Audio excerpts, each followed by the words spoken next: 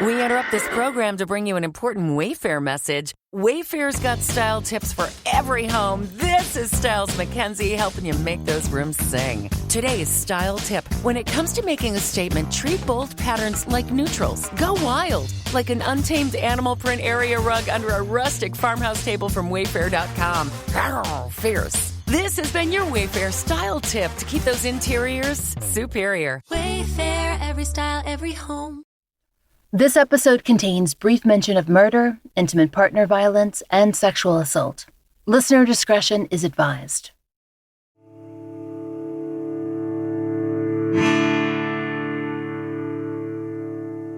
This is The Fall Line.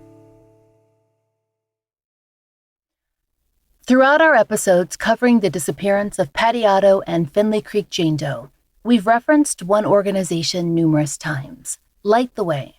Light the Way are victims advocates who primarily focus on the cases of the missing, but they will work for any person who needs their help. They work online and in person across the country to support victims and their families. The work is done by two people, Shana Richard and Tates Nunez, who began their work because they wanted to help spread the word about missing persons cases. But it's become much, much more. Now, Light the Way partners with a number of other organizations, like Season of Justice. They've attended the Purdue Cold Case Symposium, raised money, held rallies, arranged vigils, met with law enforcement and families across the country. The list goes on. We've sat down with Tates and Shana a few times over the last months to discuss their work, both generally and on the cases of Leona Kinsey, Patty Otto, and Finley Creek Jane Doe. We've also asked them to give us an overview of all the cases they're currently advocating for. We hope that this will spark your interest in sharing and raising the profile of missing or murdered people that you learn about today. There are flyers and information available on Light the Way's website for every case we're discussing, and we hope you'll take the time to check our social media and to follow Light the Way's accounts. They are always sharing information. Like us, they believe that tips are crucial. It just takes one person to break a cold case. When we spoke, I asked Tates to explain Light the Way's mission. Then Shana gave a little more detailed background on how they got started. Light the Way began in 2021 as a passion project by Shana and myself, who were looking to make a change in the missing persons community. And by 2022, it had evolved into a volunteer organization that's committed to engaging with empathy and compassion for the missing and their loved ones, providing resources and support for families, and fostering positive relationships between families of missing persons and law enforcement. At Light the Way, we dedicate our time to investigating and locating missing persons, assisting and recovering human trafficking victims, and advocating for missing individuals and cold case victims. So in 2021, when Tates and I had met at first, we first were sharing flyers in the missing persons community and looking for runaways. And we realized that we were pretty good at advocating for runaways and locating them. And we enjoyed working together within that missing persons community. And then our worlds kind of changed when we heard the foster parents of Oakley Carlson speaking. Oakley was a 5-year-old little girl who was missing from Oakville, Washington. And Oakley had quite a unique story. She had been a child in foster care. She had loving, wonderful foster parents, Jamie Jo Hiles and Eric Hiles. And she had been abruptly returned to her biological parents, Jordan Bowers and Andrew Carlson, by the Washington State Department of Children, Youth, and Family. And once she was returned to them, about a year and a half later, she had gone missing, and her biological parents were now the suspects in her disappearance, and they were refusing to help with the investigation. And once we heard about Oakley's story, Tates and I kind of changed what our view of advocacy and what our view of our place in the missing community was. And from that, Light the Way was born. And Oakley is truly at the heart of what we do. We spent the next year focusing completely on Oakley's case And through that, we learned about investigation, about working with law enforcement, and we learned every single detail about what it meant to be an advocate who works hand in hand with families. And every day when we work with our other families, we think about what Oakley's case has taught us. And that is how Light the Way came to be. In terms of your backgrounds, prior to getting involved in missing persons and working on runaway cases, had you been formally involved in that kind of work before? My background is in education. I was an educator for 15 years. I have my master's degree in elementary education, and my CAGS degree is in interdisciplinary studies with a focus on reading research. I do find that many of my skills that I used to advocate for my students do transfer when I'm advocating for victims and families, because advocacy really is about passion and caring about the people that you are representing. And although we don't have formal victim advocate certifications at this time, this is something that we would like to pursue at Light the Way. In the meantime, both Tates and I have attended a variety of courses and webinars focused on advocacy through the National Center for Missing and Exploited Children, through the Office of Victims of Crime and Crime Training and Technical Assistance Center, which is through the Office of Justice, and the National Organization for Victims Assistance. I have a similar background as Shayna. My background is in education, and I was also a youth specialist for the state. Light the Way has a pretty strong social media presence. That's actually how I found out about you. How has that played into your work, and why is it important? Social media has always been the foundation for how we communicate with the public about our cases, because it allows us to get information out quickly into the masses, even when we're not local to the area. We've had tips come in via social media and success locating missing individuals via flyers posted on social media alone. We've also implemented Missing Poster Monday, which is a social media campaign. Missing Poster Monday encourages families and advocates to share missing persons flyers every Monday and use the hashtag Missing Poster Monday with the post. This helps spread awareness for the cases.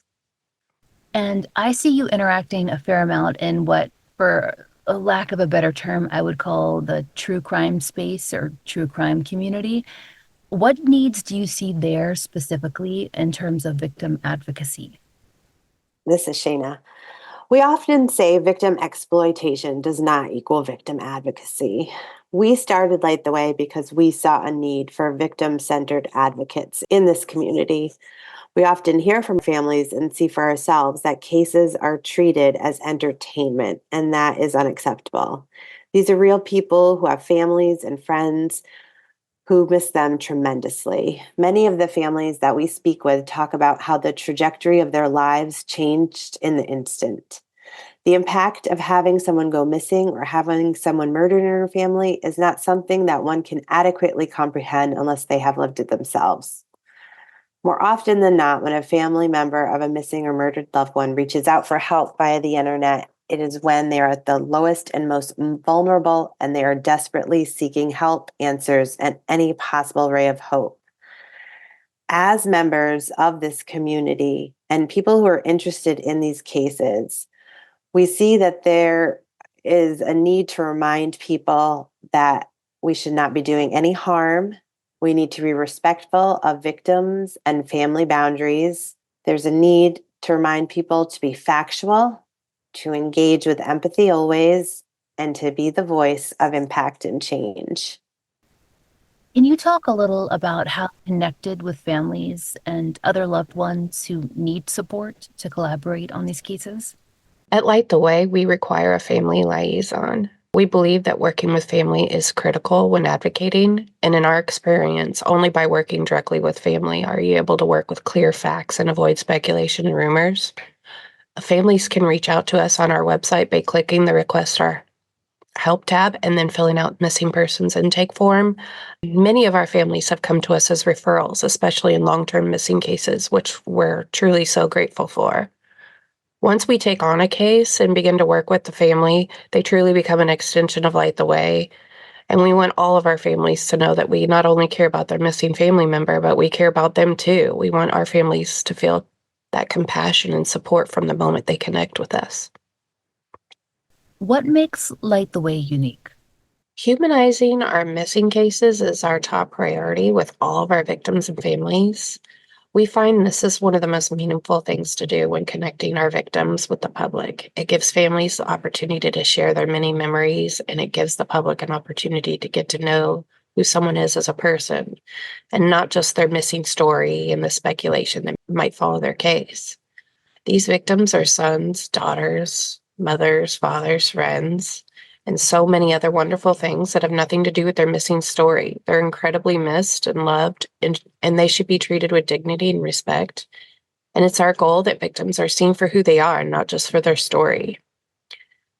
Another thing we feel sets our advocacy group apart from others is that we pride ourselves on our ability to bridge the gap between families of missing persons and law enforcement through collaboration with members of police departments, sheriff's offices, and the FBI. By working alongside law enforcement, we provide families with additional information regarding the facts and circumstances of a disappearance, which in turn provides much needed comfort and understanding for loved ones.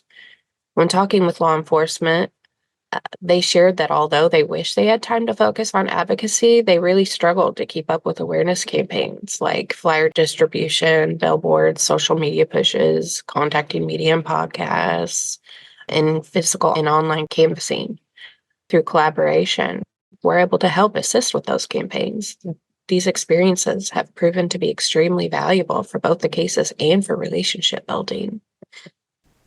I'd love for you to talk a little bit about the kind of support that you've provided so far, and does it look kind of different in every situation? So to answer this question, I want to refer to our logo. So around the words Light the Way, there is a circle. And when we were designing it, we wanted to keep in mind that the goal of our organization is to have one place, one full circle place that a family can come and can get assistance with both investigating their loved one's disappearance and advocating for their loved one. So at Light the Way, we provide that full circle experience. And depending on the case, the services are tailored to what is needed. So for what supports we provide, we create flyers, billboards, and websites for awareness. We have spearheaded fundraising events for reward funds. We connect families with media outlets. We've coordinated as community volunteer searches. We've planned in-person community gatherings. We commemorate holidays, birthdays, and anniversaries of victims. We initiate and maintain social media campaigns.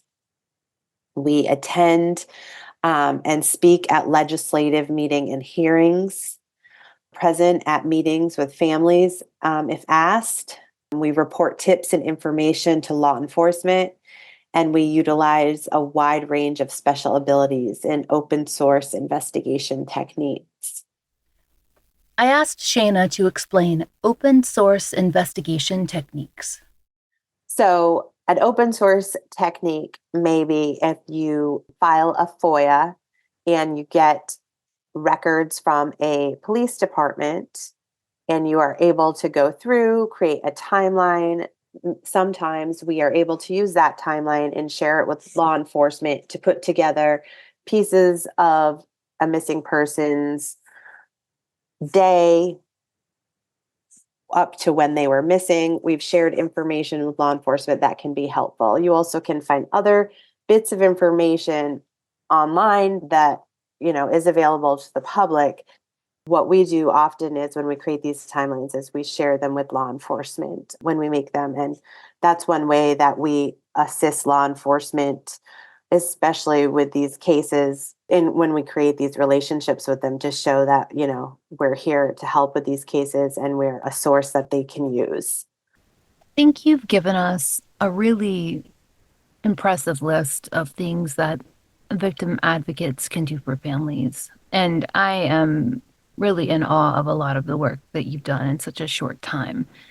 But I bet there are some things that victim advocates don't or shouldn't do. Can you tell us about a few of those? What are some things that a victim advocate doesn't do or can't do in that role for a family?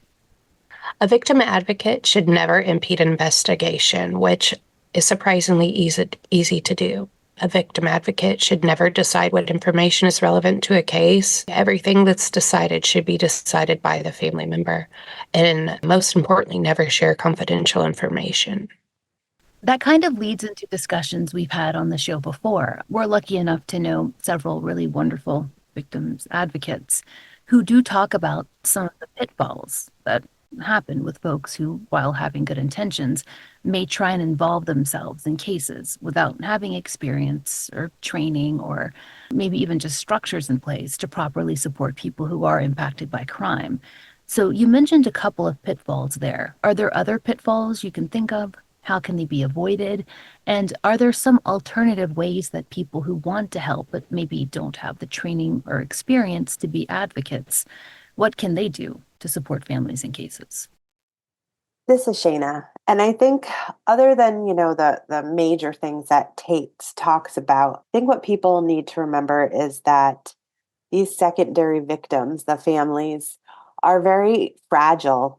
And we have to think about their emotions and really what they're going through. And if you are not trained to be a therapist, and I think that's kind of one of those areas that people need to be really careful with. A lot of certified people who are certified victim advocates might have some special training in their role as in how to deal with the mental health of families who are going through that trauma. So as people, in our role, we're not certified victim advocates. So we would never take on a role as a therapist. So we understand that that is our boundary. And so if we had a family member who was dealing with something that was really difficult for us, we know that boundary, and what we would do is we would make sure to get that person the professional that they need. And that's really something that's important to us.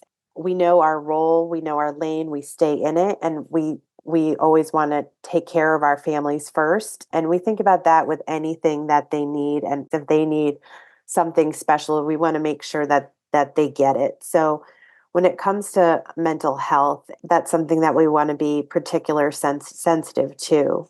But I think when you have people who want to help that don't have any sort of structure, Tates and I have spent the last almost 2 years making sure that we have good structure and we have good contacts and connections so that the families that we work with are well taken care of.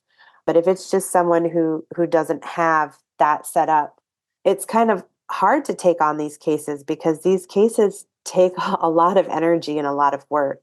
Some alternatives are sharing flyers. I know that sometimes people feel like that's not doing a lot, but sharing flyers has such a huge impact. Gosh, I want to say last spring we had a case. It was a man who had gone missing from the West Coast and he had driven out to the East Coast. And a flyer share is how we found him. And I feel like as you start to share flyers, then you start to pick up knowledge about how these cases work. You might start to find other people who you can connect with, and you start to learn a thing or two about these cases. And I feel like that's kind of how we got involved. Absolutely. It's not just on social media either. I know our friends Melissa and Whitney from Navigating Advocacy podcast, they regularly do old-fashioned mailing of flyers to make sure you hit those people who maybe don't have access to social media to get those flyers in, especially on the older, colder cases. So there really are so many ways to get information out there. I often encourage people to call local media and ask them to cover a case, especially around anniversaries of a case. Ask them to get that case back in the news.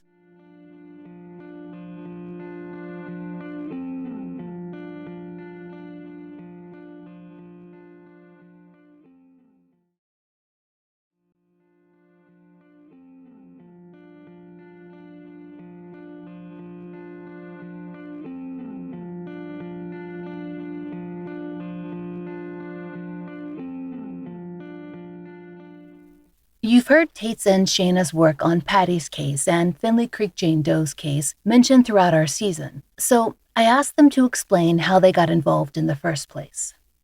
Suzanne actually reached out to Light the Way in summer of 2022, I believe via Facebook. She was a member of Oakley Carlson's Facebook group, and she saw the work that we were doing for Oakley and reached out to us and asked us to get involved with her mom's case. What has your support role been so far? We're advocates for both Patty Otto and Finley Creek Jane Doe. When we look at someone who is missing, or someone who is identified, every person deserves to be found. Every person deserves to be identified. When we think of Finley Creek Jane Doe, we want her to know who she is and who she belongs to. She deserves, and I know I hate to say the cliched term, she needs her name back. That's not what I want to say. Tate often writes when we post on our Tip Tuesday, someone is missing her. She needs someone advocating her just as much as Patty does, as Oakley does, as Leona does. To us, everybody deserves to have that advocate in their corner. It doesn't matter who you are. We went to the cold case symposium and we got to speak this year, and that was a really great experience. But we met the advocate who is the coroner for Jane Seneca Doe, and he advocates for her. He's the coroner in that county.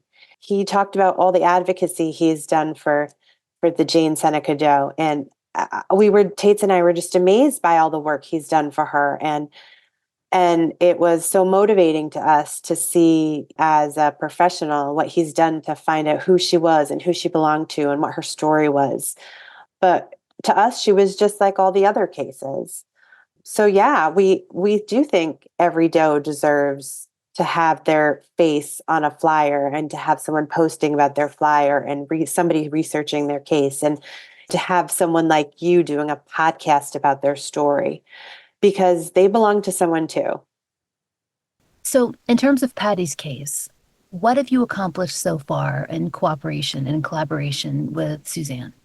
We have done new flyers for Patty, the Finley Creek Jane Doe, and we also have done a flyer for Ralph Otto to see if anybody could locate him in the area where the Finley Creek Jane Doe's body was found. We've built and maintained Patty Otto's website. We've contacted media and podcasts, and we were also able to get Patty's first national news report, which was really big for Suzanne. We've reviewed the case files. Suzanne and her team did incredible investigation, but she wanted somebody to kind of take a look at the work they've done. So we were able to be the ones who got to take the first peek of what they did. We've contacted quite a few experts to help review the case. We are their family advocates. And then last year at Christmas time, we released a video that Suzanne wrote a letter called Dear Mama, that the only thing she wanted for Christmas was her mom. And we were able to release that, and it was shown on the local news in the area. These are just a few of the events and news features that Light the Way have organized. I asked Shayna and Tates to highlight a few others.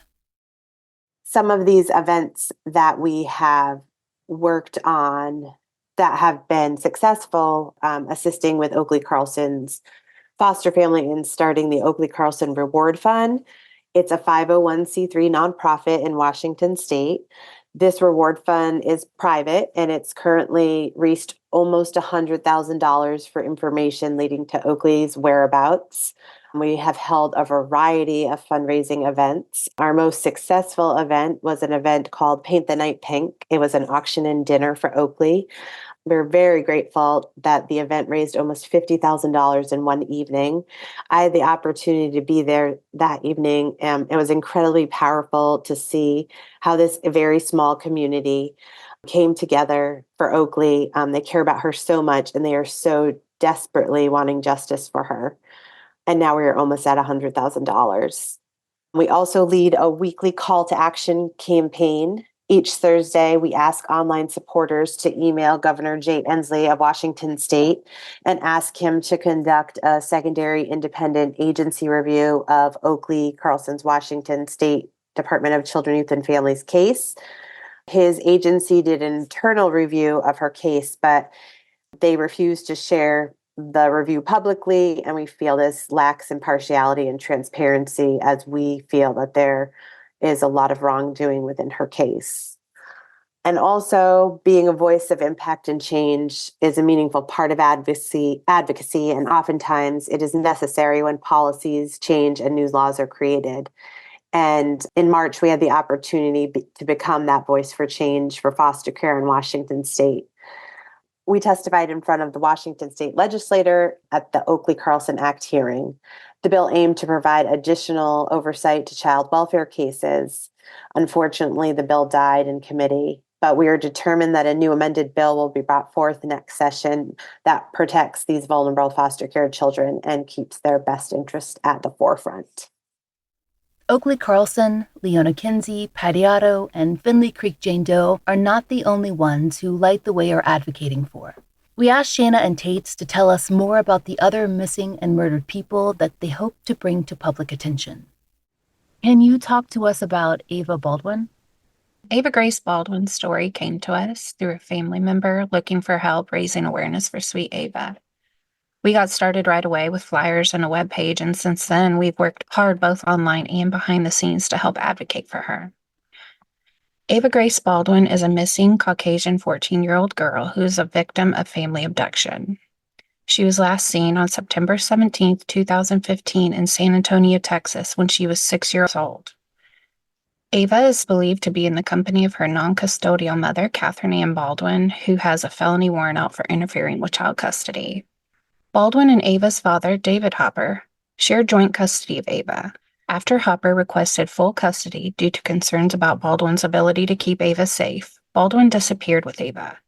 Baldwin's vehicle, a silver 2014 Ford Escape, was found abandoned in a parking lot in San Antonio in April 2016, 7 months after the two disappeared.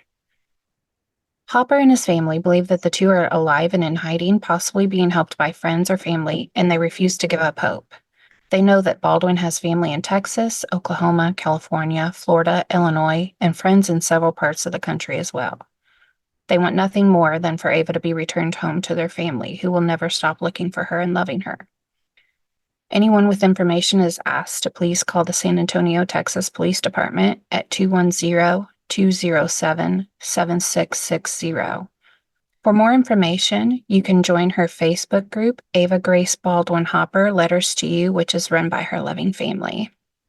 I'd love it if you could give us some background on Barbara Cotton's case.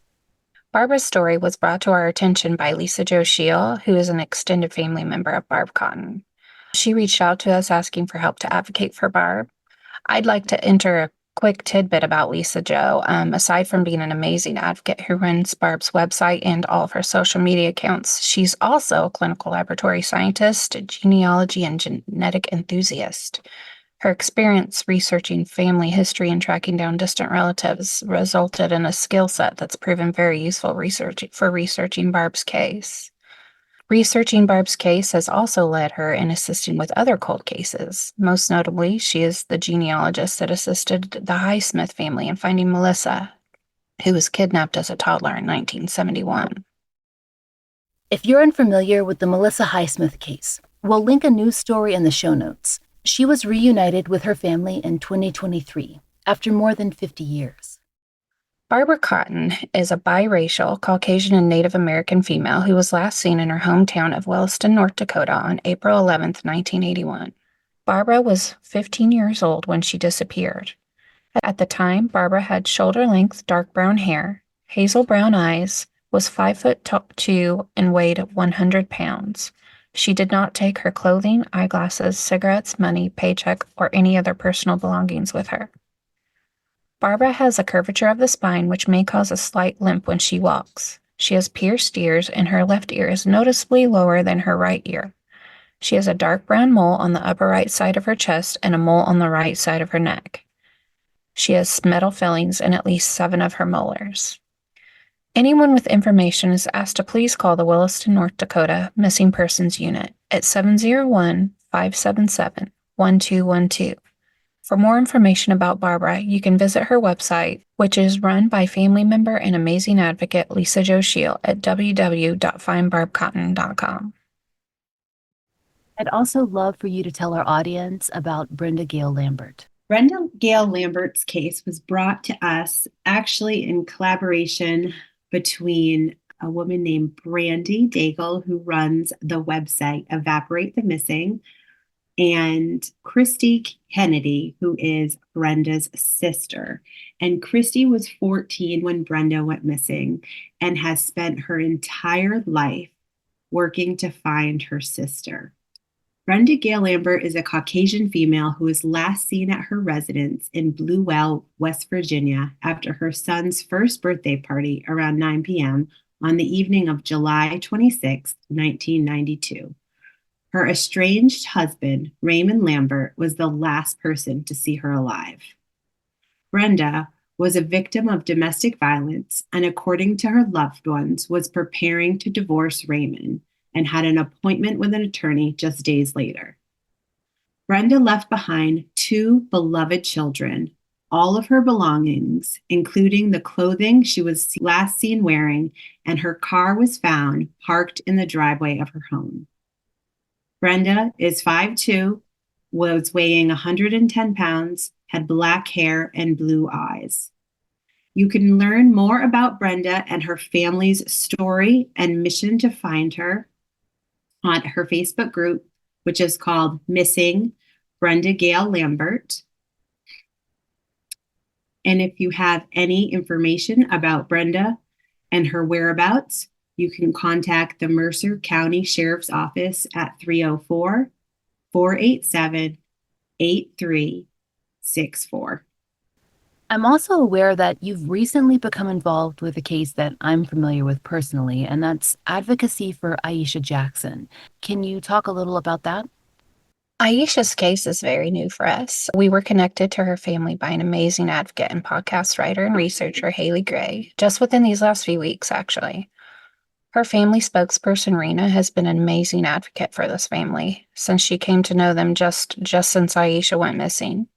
Shortly after she reached out to us, we were in a meeting with herself and Aisha's loving mother and stepfather who had been tirelessly working to help bring Aisha home. Aisha Jackson is an African-American female who was last seen around the late hours of October 31st into the early morning hours of November 1st, 2020. During those late evening hours of October 31st, Aisha attended a Halloween party at a nightclub in Camden, Arkansas with friends and family. Around 2 a.m. that morning, Aisha's mother received a phone call from a family member stating that Aisha was going on a trip to Houston, Texas to assist in moving furniture. Later that day, repeated unsuccessful attempts were made by Aisha's mother to make contact with Aisha via her cell phone.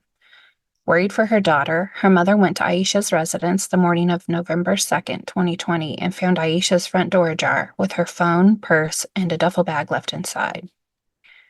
Aisha has long black braids, pierced ears, a daith, nose piercing, an industrial bar piercing in her left ear, and a belly button piercing. She has a tattoo on her torso of vines and one on her chest of a heart with doves and a ribbon. She also has a tattoo behind her left ear. Aisha is 5'2" and weighs 115 pounds. Anyone who has any information or has received communication from Aisha around the time she went missing is urged to reach out to the El Dorado Police Department at 870-881-4800 or the Community Temp Line, which is anonymous, at 870-440-0000. The circumstances of Aisha's disappearance is unclear, but foul play is suspected. Can you tell our audience about Julianne Gillette? Yes, this is Shayna.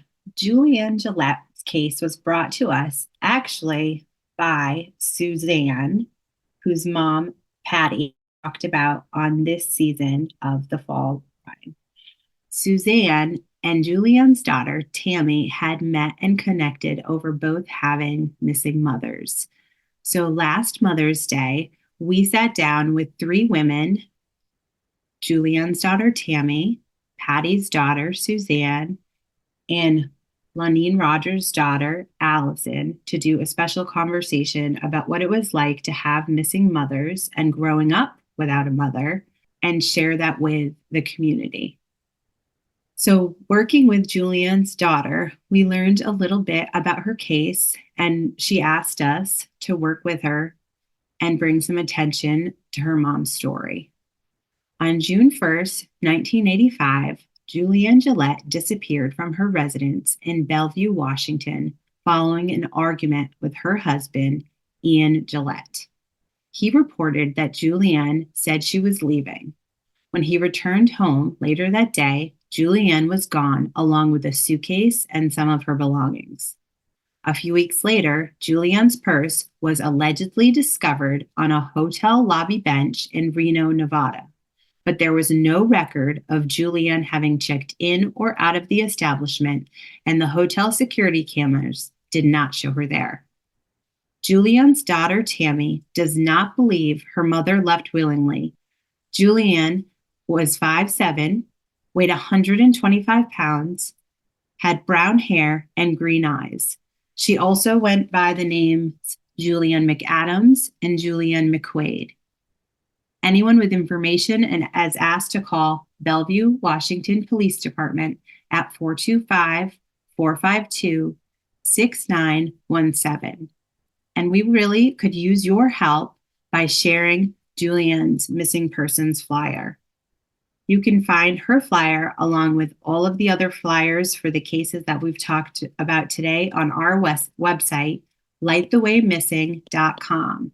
And you can go to the featured cases tab, and there you'll find a list of all of our cases and families that we work with. And we'll have all the posters up on our social media as well. Awesome.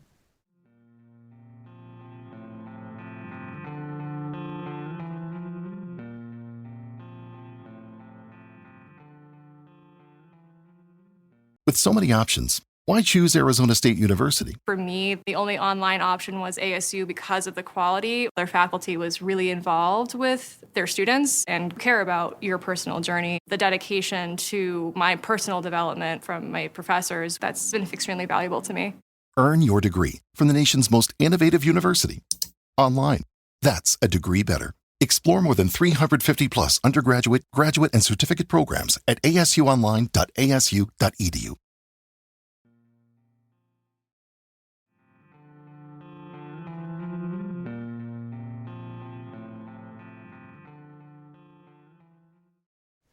And you also just mentioned another name, Lonine Rogers, as well, when you were speaking of Julianne. Can you tell us more about Lonine?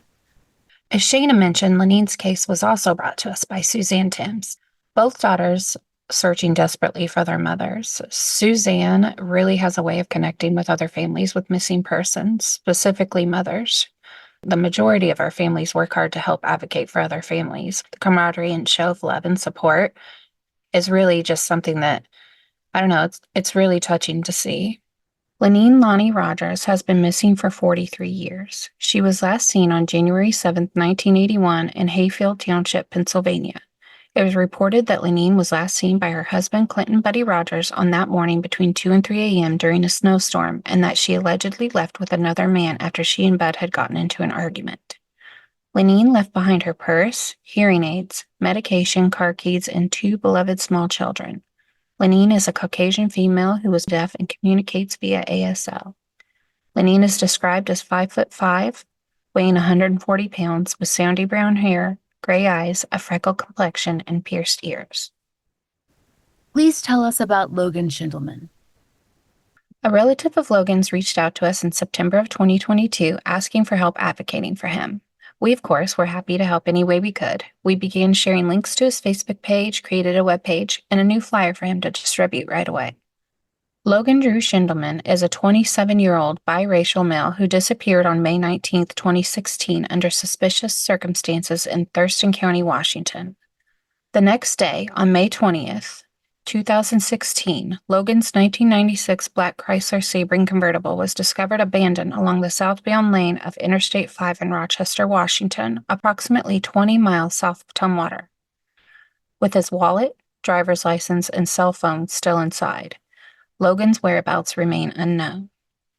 Logan is described as 5'11", weighing 150 pounds with dark brownish-black hair, brown eyes, and has a small scar on his left forearm below his elbow. Anyone with information is asked to please call the Thurston County Sheriff's Office at 360-786-5500. For more information on Logan, you can visit his Facebook page, Logan Schindelman is Missing.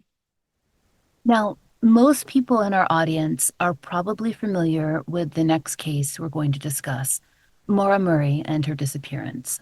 Her sister Julie is a friend of the Fall Line, but they may not know how Light the Way has become involved in Maura's case. Can you tell us more? So, like most people, we had also been very familiar with Maura's case and the advocacy that her sister, Julie Murray, has done for Maura and the missing community. I had been at UMass Amherst the same time as Maura had been, but was a couple years older. And although I didn't know Maura, I followed her case very closely.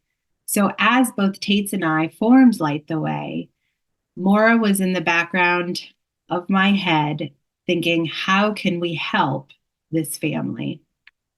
The opportunity came where we had a chance to chat with Julie over email, and we connected and were able to make a new flyer for the Murray family. And we started posting about Maura each week during our Missing Poster Monday. So we continued to chat with Julie and find different ways to kind of help with her advocacy for her sister. And over the last year and a half, we have grown closer and have become the family advocates for the Murray family, which has been such an honor knowing that Julie is an incredible advocate for Maura, and she is changing the tone of the community with her Engage with Empathy campaign. Maura Murray disappeared on the evening of February 9th, 2004, after her car crashed on Route 112 in Haverhill, New Hampshire. She was driving a black-colored Saturn four-door vehicle, but she was not present at the crash scene when law enforcement arrived. To this day, her whereabouts remain unknown.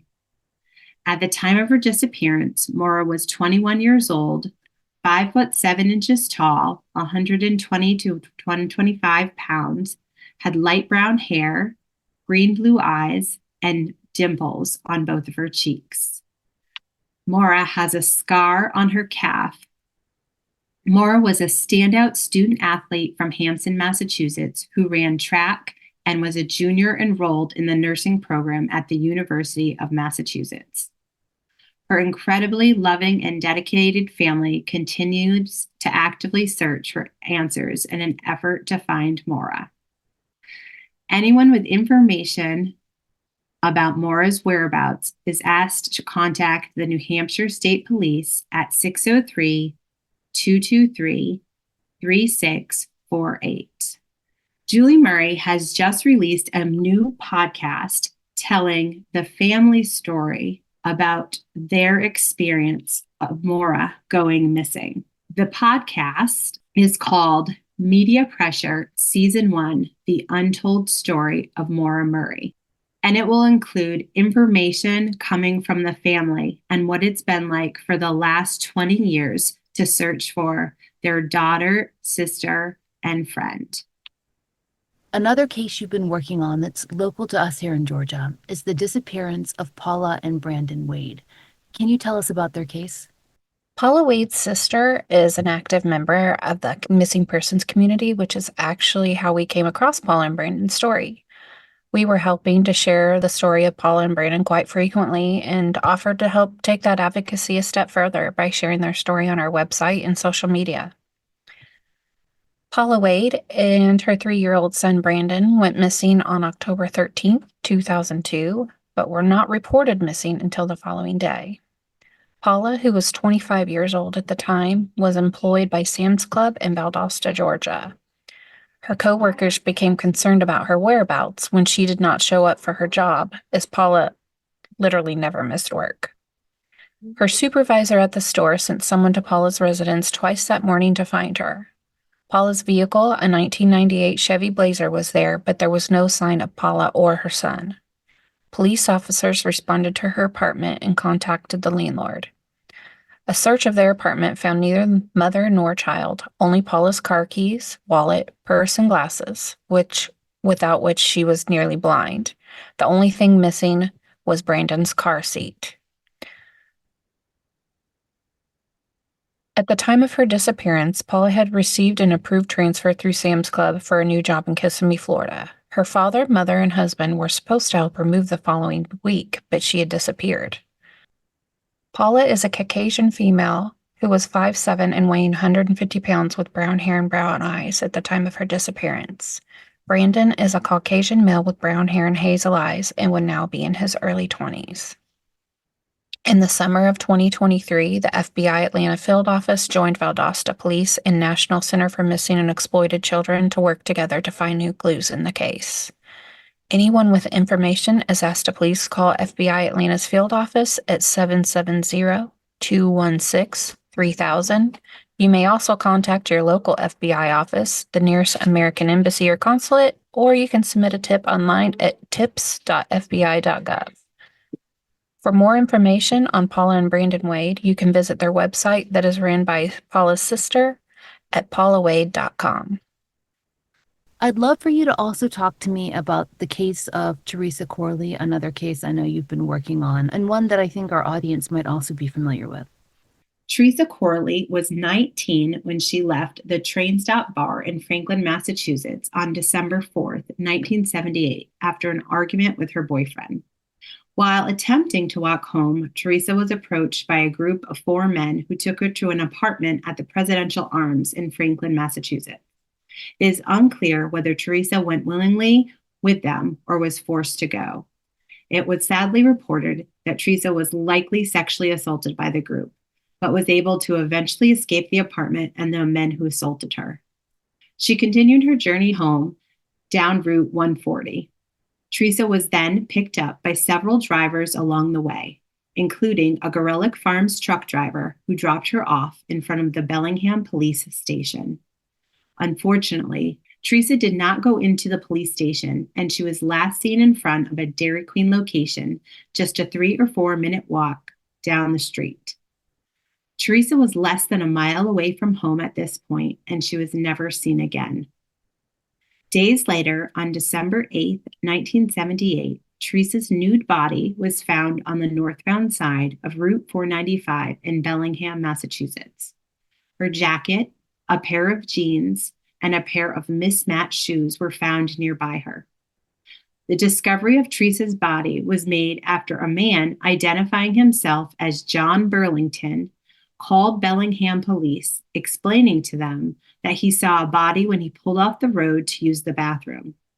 State police now say that Burlington never existed. Theresa's family has tirelessly advocated for justice for their beloved daughter and sister. They believe that someone local to the community knows what happened to Theresa, and they remain hopeful they will come forward. In May of 2017, Theresa's body was exhumed, and Norfolk County District Attorney's Office is relentlessly testing items for DNA analysis in hopes of identifying the persons responsible for Theresa's murder. If you have any information, please call the Norfolk County District Attorney at 781-830-4800.